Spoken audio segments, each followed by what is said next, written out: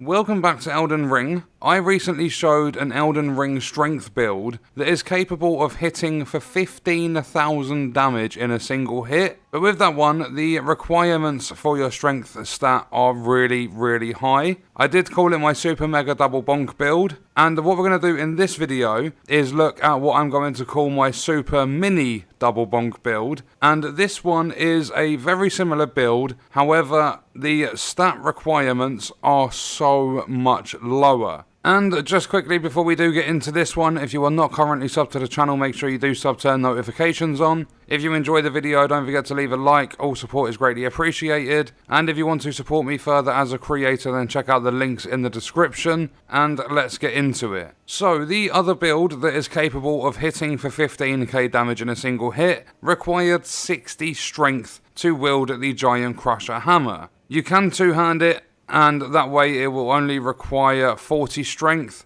but that's not recommended, especially if you want a double bonk build that's going to deal a lot more damage. Not only that, the weight difference is huge. That other build used 50 weight on your equip load. This only uses 10 unless you are running the Commander Standard as well. So taking a look at the build, we are running the Spiked Club, and I've put the Blood Affinity on it with Royal Knight's Resolve. I've got it to plus 24. The stat scaling is B for Strength, D for Arcane, and C for Dex. The requirements are 12 Strength and 7 Dexterity, plus it also has a 112 Blood Loss build-up. Then in our offhand, we are running the Morning Star, again level 24, again Royal Knight's Resolve and the Blood Affinity. Stat scaling is C for Strength, D for Arcane, and D for Dex. The requirements are again 12 Strength and only 8 Dexterity. Both weapons weigh 5 each, so they are really light weapons. The Morning Star also has a 112 Blood Loss build-up.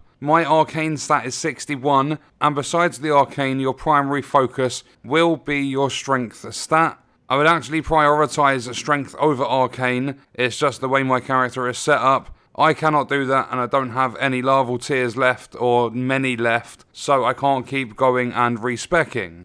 What we are also going to do in our offhand though is run the Commander Standard. We are only going to use this for the Skill Rallying Standard because it's going to give us plus 20% damage and 20% defense. This one does require a little bit more, 24 Strength and 14 Dexterity. However, that is nowhere near the 60 requirement for the Giant Crusher.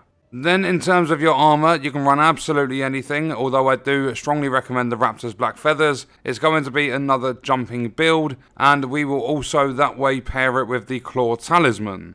Then for the other talismans, we have Lord of Blood's Exaltation for blood loss in the area, increasing our attack power. Then switching the other two talismans out because I realised that I was still running them from some of the tests I did for the build. In another talisman slot, we have Radagon Soreseal, not Marika's, which you would have originally seen, and that is because it's going to boost our strength stat up by 5, along with 3 other stats as well. You'll see that my Arcane's gone down by 5 and my strength has come up. Then we are going to run the Rotten Winged Sword Insignia, because we are going to be doing a lot of attacks with this, and it greatly raises the attack power with successive attacks. Then in the Flask of Wondrous Physic, because we do have a little bit of dexterity scaling, we've got the Dex not Crystal Tier. Pretty much my only other option was the Green Burst to improve the stamina recovery speed, but that one doesn't matter anywhere near as much as building up your stats. And then we do have Strength as well, which will take us to 65 for our Strength stat, and that is going to last for 3 minutes.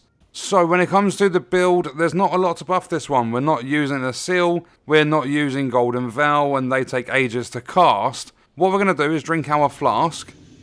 We're going to switch over, two-hand the Commander Standard and use that skill. Then switch back and two-hand the Morning Star, use Royal Knight's Resolve. Switch over and then use Royal Knight's Resolve on the Spiked Club. And then providing he does that perfect. Okay, just jump over him instead of actually attacking him. Oh, I swear to God, my build showcases are a mess. I don't know why I can't get it perfect like every other YouTuber. So again, Flask, Rallying Standard, two-hand the Morning Star, switch back and buff up the Spiked Club as well. Come over and jump left bumper. And yeah, 4200 damage in one hit, which is very nice.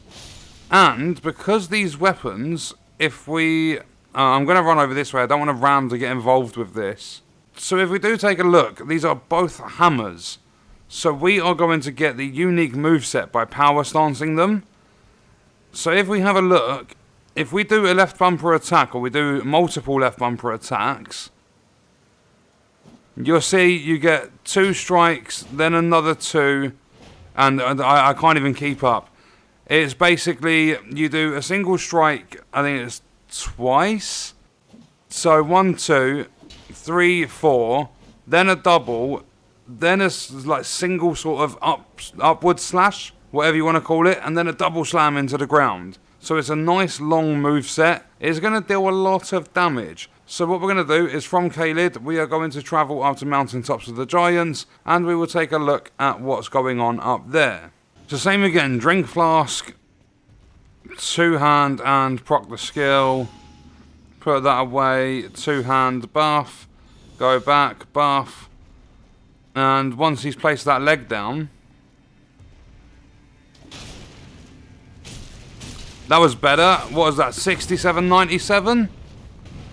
And we've managed to build up 12,678, I think that was, on his health bar, which is really, really good. What is this guy doing? Oh my god, will you stop smacking the floor? I really have annoyed him. I've not seen him pull off this moveset. Or at least I haven't really paid attention. Oh my god, that one hurt. Right on my head. And there we go. It took a little while, but we did get him to go down. And, I mean, it was a weird moveset from him. But you would have seen the damage. It's quite a lot of damage for really early weapons, or at least they have incredibly low stat requirements. And I just absolutely love these weapons, putting them in a build. You're going to have to utilise the jumping attacks. I would recommend buffing the build up a little bit. But another good thing is if you do your jumping heavy attacks, so you're running Raptor's Black Feathers, you're running the Claw Talisman, with your jumping heavy attacks you can stagger him, knock him to the ground, and I did manage to crit for, I think it was about 13,000, but what I'll do is I'll quickly run another test just so I can get some video footage for it. There we go, after a few hits he's down. I've gone the wrong side of him.